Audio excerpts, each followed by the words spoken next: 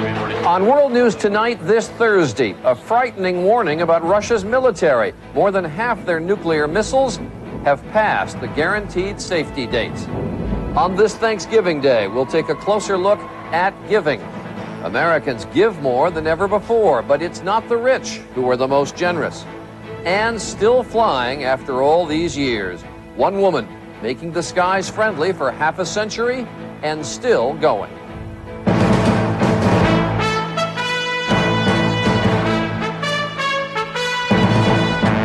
ABC News World Headquarters in New York. This is World News Tonight with Peter Jennings. Sitting in tonight, Charles Gibson. Good evening and happy Thanksgiving. We are going to start tonight in Russia with an alarming piece of evidence about the decaying state of that country's military. A top Russian general is now saying that nearly 60% of the intercontinental ballistic missiles, or ICBMs, in the Russian arsenal have surpassed their recommended shelf life and are now unreliable. Many of them are loaded with nuclear warheads. Russia has more nuclear warheads than the rest of the world combined. And now there is almost no money to maintain the missiles that carry them. Here's ABC's Jim Wooten. It isn't just the rockets the general's worried about, but the rest of Russia's nuclear strike system as well, from launch sites on the ground to surveillance satellites in orbit. In today's Red Star, the military's daily newspaper, Anatoly Perminov warns that age and a lack of funds for modernization have destabilized his country's nuclear arsenal. Intelligence sources say at least 2 Russian rockets, probably with little or no maintenance, have already exploded inside their silos in the past 6 months. Unlike the United States, where the shelf life of nuclear missiles is routinely extended, the Russians just don't have the technology or the money to keep theirs from deteriorating. And there's very little prospect that the know-how or the rubles will soon be available.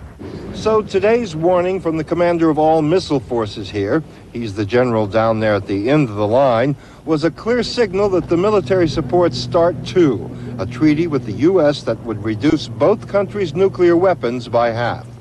It was signed by Presidents Yeltsin and Bush nearly 6 years ago and ratified by the U.S. Senate in 1996.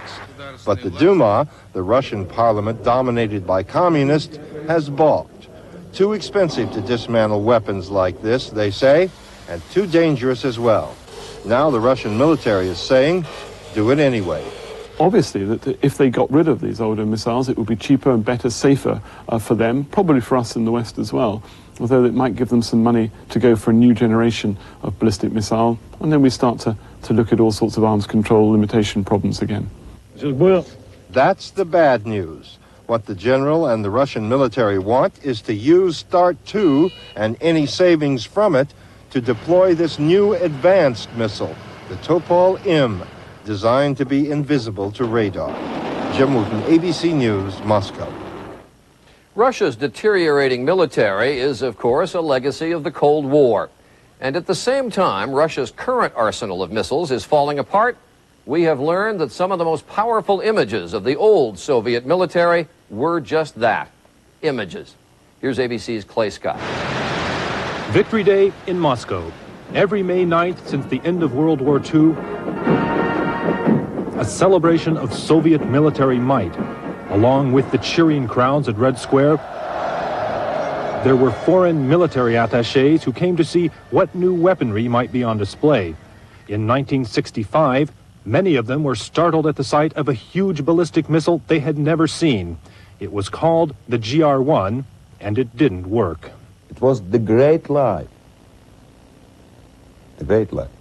Alexander Kabakov knows it was a lie because he helped build the GR-1. He says they were dummies, hollow pieces of metal made to the exact specifications of a missile design Moscow had already tossed on the scrap heap. It was one of many weapons the Soviets put on parade that either never existed or never worked. The problem was that the Russians mixed real missiles with fake missiles. And so it was always difficult to distinguish what was true and what was a pure fake. Military historians and former intelligence officials say the U.S. wasn't fooled by these dummy missiles, at least not for long, but successive administrations used images of these weapons to dramatize the threat and to get more money from Congress. As the U.S. spent more money on the arms race with new weapons like the Minuteman missile, the Soviets wanted badly to keep up. And if they couldn't, they at least wanted to make their people believe they were. All of us knew what we must do. We must make something like that. Or anyway, we must show something like that. It's now well known how many of the Soviet Union's great achievements were not what they seemed, including some of the most frightening symbols of Soviet power. Clay Scott, ABC News, Moscow. In this country, in the Pacific Northwest, a strong windstorm has caused havoc. Along the Oregon coast, winds of more than 100 miles an hour turned over cars, closed roads, and collapsed buildings. That same storm knocked out power at an oil refinery north of Seattle yesterday, and as workers tried to put it back online, there was a massive explosion. 6 were killed. Investigators say it could take weeks to determine what caused the accident. In a moment, tearing down a town in order to save it. This is World News Tonight with Peter Jennings, brought to you by Cotton Incorporated.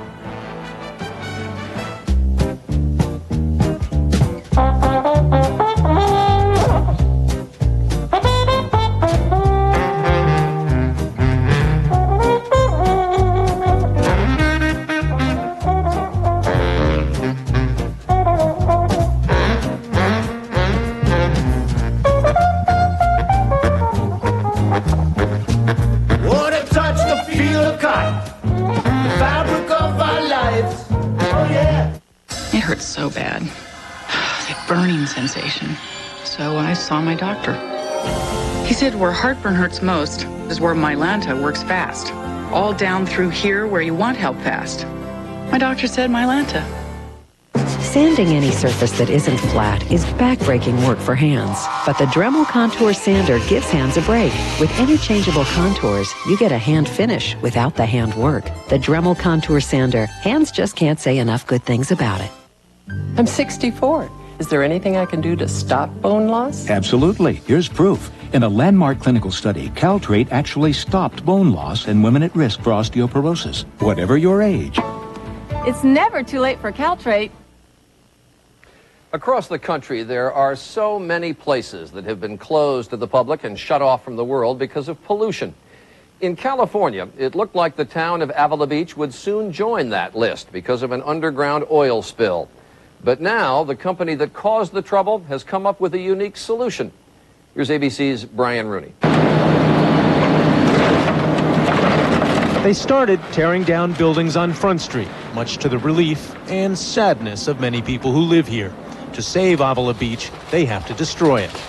To see people displaced and see the town that I grew up in destroyed pretty much, to be rebuilt, you know, it's not easy to watch. Avila Beach is a quaint town of only 400 people, no stoplights or parking meters. Business caters to surfers, beachgoers, and fishermen. The Unocal Oil Company is knocking down and digging up about 20% of the town and its beach. Out with the old, in with the new. For nearly 100 years, Avila Beach was an oil town, a shipping and storage port. Storage tanks on the hill over town once dominated the view. Over the years, the oil leaked, leaving an enormous underground pool of oil and gas beneath the town. It didn't really get anybody's attention until we had some explosions under the building down the street. This is like living on top of the gas station, only the tank lid's off. For 10 years, the community fought with the Unocal Oil Company to take responsibility and fix the problem. Now they are. The significant thing about what's happening here is that they aren't just going to put a high fence around Avila Beach and declare it off limits. They're going to dig out the pool of oil and make this town livable. Unocal is taking 18 months and spending $200 million to clean up the underground mess. We found out this was probably the best solution that allowed the community to come back as quick and expeditious as possible. Avila Beach will be rebuilt to be similar, but not exactly the same. Everyone here knows you can't rebuild the character that comes only with age and familiarity. Brian Rooney, ABC News, Avila Beach, California. A quick review tonight of the way we Americans observed our holiday of thanks. Collectively, we ate today 45 million turkeys. Early in the day, we stuffed them, Later, we stuffed ourselves. Whatever the weather, wherever they were, this was a day for Americans to celebrate an American tradition. The nation's oldest Thanksgiving parade in Philadelphia. A relative newcomer in Houston. In New York, even a torrential downpour couldn't keep 2 million people off the sidewalks. Last year, several parade goers were injured when balloons broke their tethers. This year, Spider-Man and 3 other balloons were grounded. The winds got too high. For the record, this is the 377th Thanksgiving, and Americans around the world paused to give thanks, in some cases thankful that things are not worse. Many who were in a position to give did. Their time, their turkeys. More than 10,000 ate at Atlanta's Turner Field, Hosea Williams' annual feeding. 25,000 more in San Antonio, where Raul Jimenez has been feeding the hungry for 19 years. And there was anger where this holiday began so long ago, where the Pilgrims came ashore in Plymouth, Massachusetts. Well, we will not celebrate a day that glorifies the European invasion of our lands, the theft of our lands. 1,500 American Indians want the rest of the country to know this is their national day of mourning. Their troubles began, they say, when they were so nice to the Pilgrims 377 years ago. In a moment, as most Americans are giving thanks, we'll take a closer look at giving. People with smaller incomes giving big money.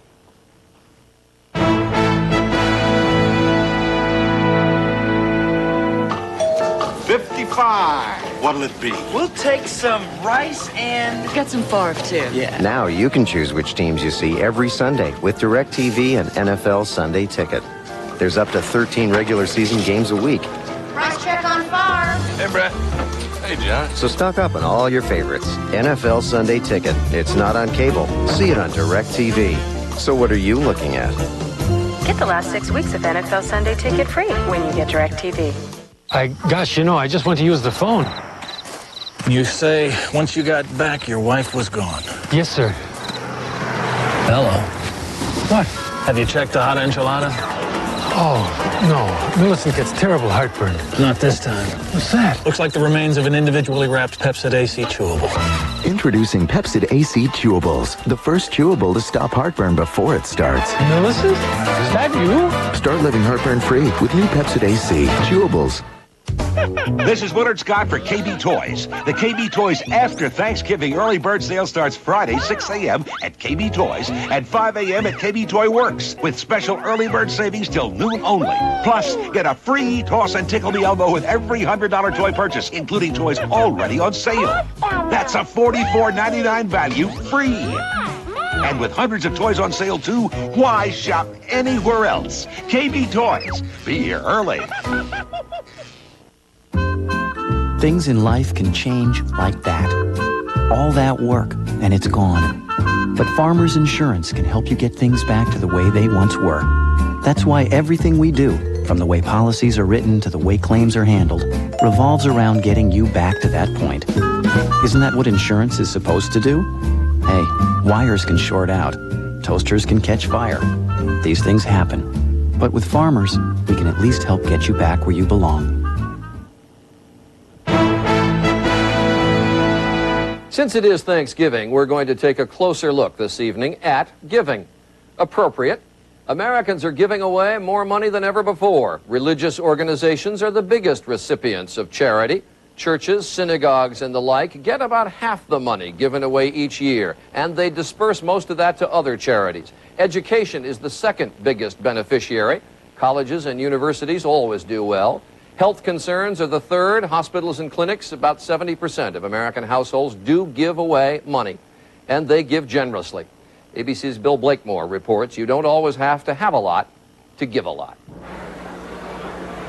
Sometimes this is the face of American giving, fundraisers for the seriously rich, some of whom are extremely generous. But most giving in America comes from middle and lower income households. I feel an obligation to give back when I've been very fortunate. In fact, of the astonishing $143 billion Americans give away every year, 85% comes from individuals, not corporations or foundations. And the lower the donor's income, the greater the share of it they give. Households with $75,000 to $100,000 income give 1.8% of it. Those with less than $10,000, 4.3%. I think people who work understand the needs other people have and are more willing to give. The $100 means a great deal to someone who has very little. Simone Badient, retired on a fixed income, mails about $10,000 from her one-bedroom New York apartment every year to a variety of charities. I really feel a part of them. I feel a certain possessiveness, a certain sense of family connection. Feeling connected to community, I think, is a very important part of why people give. Americans give more to charities than people in any other country. And far more than in other countries, they give from across the entire social spectrum. Hi, Rose. There you go. Dateline, Washington, D.C., April 6, 1970. America's habit of giving began to surge early in the century. What we now know as United Way was formed shortly after World War I, soliciting funds for the boys over there and their families. Today, with television bringing the world's suffering into the living room and computers systematizing direct mailing lists and phone appeals, giving has soared from $17 billion a year in 1960 to nearly 9 times that. But, experts advise, you should temper your generosity with caution. An organization concerned with feeding the hungry can tell you how many people they've fed. And those are the kinds of questions that you're entitled to ask. But these experts say most American charities are honest and mean millions more people can be thankful for all the giving. Bill Blakemore, ABC News, New York. Americans don't give just money.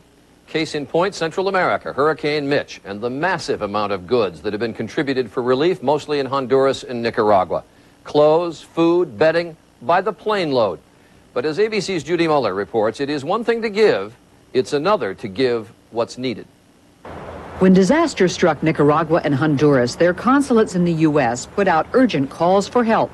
I didn't know exactly how to do it. I just screamed for help everywhere I went. And for weeks now, help has been pouring in. Mountains of it, from people who wanted to do something and reached for the nearest closet or pantry. But much of this aid is likely to go to waste. We have shoes, one is good, the other one is not. Then we have old stuff like this, it's 3 years old. More canned stuff, we don't need this, we don't have can openers. So that's useless? It's useless. Sure enough, at the Federal Express building at the Honduras airport, boxes of canned goods are still piling up. To be realistic, what we really need here is more grains. That's what the people eat every day. This sort of well-intentioned waste is common when private citizens do not work through experienced organizations that know how to meet a country's specific needs.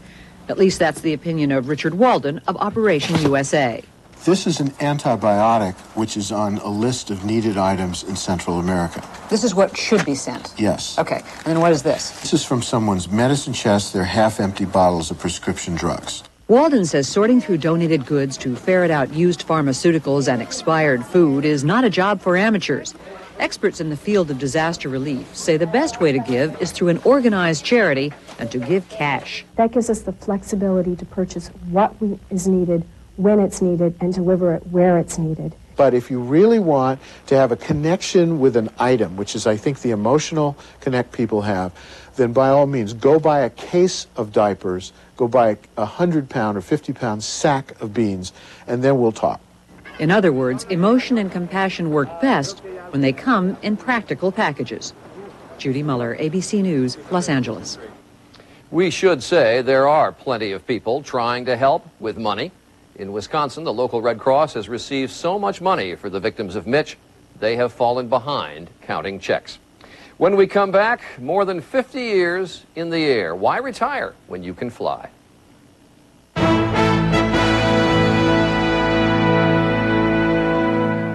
Discover the fiber therapy that tastes so good, people prefer it over Metamucil 2-to-1. Discover Citracel, the only fiber powder that won't produce excess gas. Citracel, no excess gas and better taste, too. From the most accessible city to the most remote village, everybody needs energy. And energy is very much a Siemens product. You want to have this and this and this. energy from steam, from water, from gas. We can get energy from any available source, including the sun, which means we can get energy to places where we can't even get a car. So for this, We're Siemens. we can do that.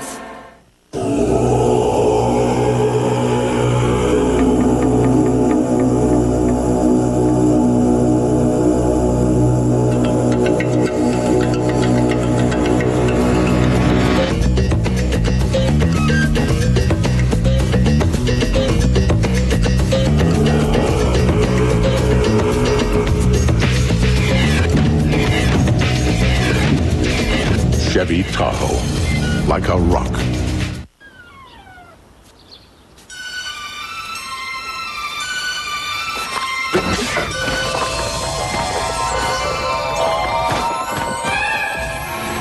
When your allergies are a nightmare, you need help.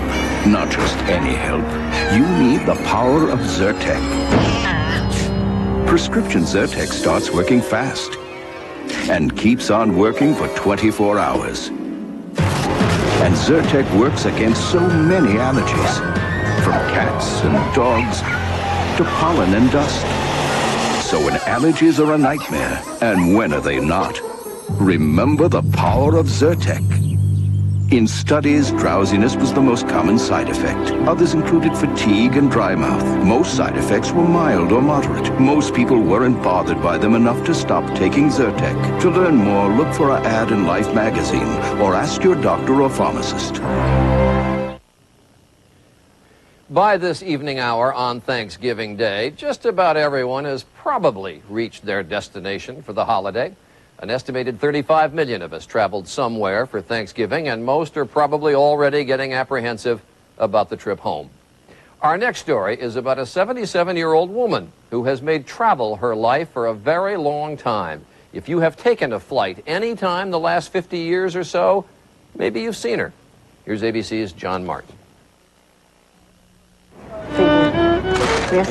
Loretta Burke is an American living and working in Paris. She rides a bus to her job in the suburbs. Actually, it's at an airport. And this is her office, the cabin of a jetliner. In the event of an evacuation... She started as a secretary at United Airlines during the Second World War. I had to sign a statement when I came in there that this was a temporary job. And I had to give it up when the boys came back from the service. So 55 years later, I'm in my temporary job. For stewardesses, as they were called, it was an age of daring and glamour. 2 pilots and myself. It's very personal, very small, only 21 passengers, and you really worried for them. You looked out for them. They used to dress up. It was an occasion. Today, she says, passengers feel, well, different about flying. And now it's something that they feel that has to be endured. They're a little grouchy when they get on. But grouchiness doesn't get them very far with Burke, the tough-as-nails daughter of a New York taxi driver. I can stare somebody down, I guess. They know that I have a little seniority on them. I'm not intimidated by anybody. And certainly not intimidated by airline age restrictions, which she fought until vindicated when Congress passed the Age Discrimination in Employment Act in 1967. What changed? The government changed it for them. Most of the airlines came kicking and screaming. They had a bad image there for a while, and some of the airlines like a coffee, tea, or me image. Today, Burke works with attendants young enough to be her grandchildren. What's it like? Well, I am who I am. I think I can work as well as they do. I'm sure of it. And so are passengers. This one kissed her as the flight arrived in Washington. Was he a friend? No, I hadn't met him. Just had a kind of a rapport. Nice gentleman. And a nice lady who says that in English and French there is just one word she does not recognize: retirement. John Martin, ABC News, Washington. When we come back, the loss of one of America's funniest men.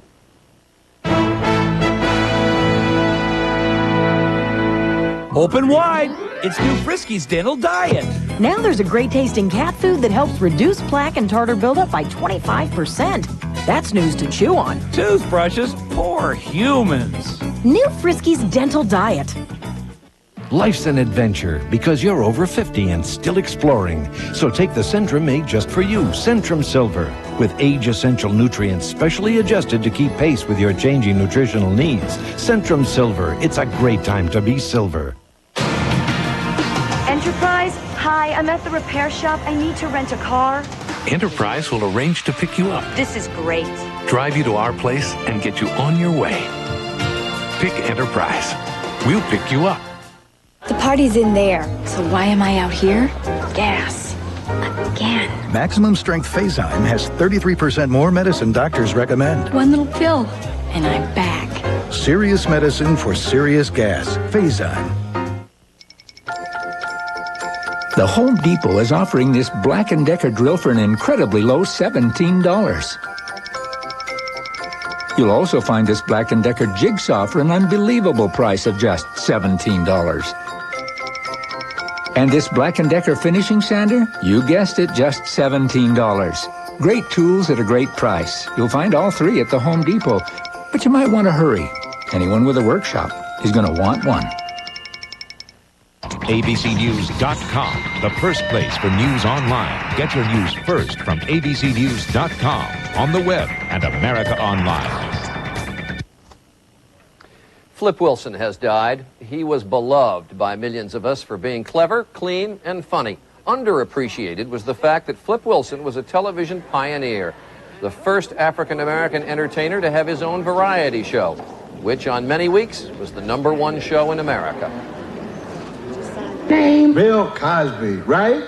Wrong. You're not Bill Cosby. I know Bill Cosby when I see him. Well, look at the chart. You're not Bill Cosby. You're on Mod Squad. Look at the chart at the end of the bed, will you please? Now, what does it say? Yes, honey. Sure enough. Yeah. Bill Cosby. That's right. Star of stage, screen, theater, concerts, records, everything. Yes, star, stage, screen, concerts, represent everything. Yes, son, you must be here for a swollen ego. Flip Wilson died of liver cancer at 64. The best eulogy, surely, would have come from Reverend Leroy at the Church of What's Happening Now. That is our report on World News Tonight. Don't forget Nightline later tonight. I'm Charles Gibson. For all of us at ABC News, enjoy the rest of your Thanksgiving, and good night.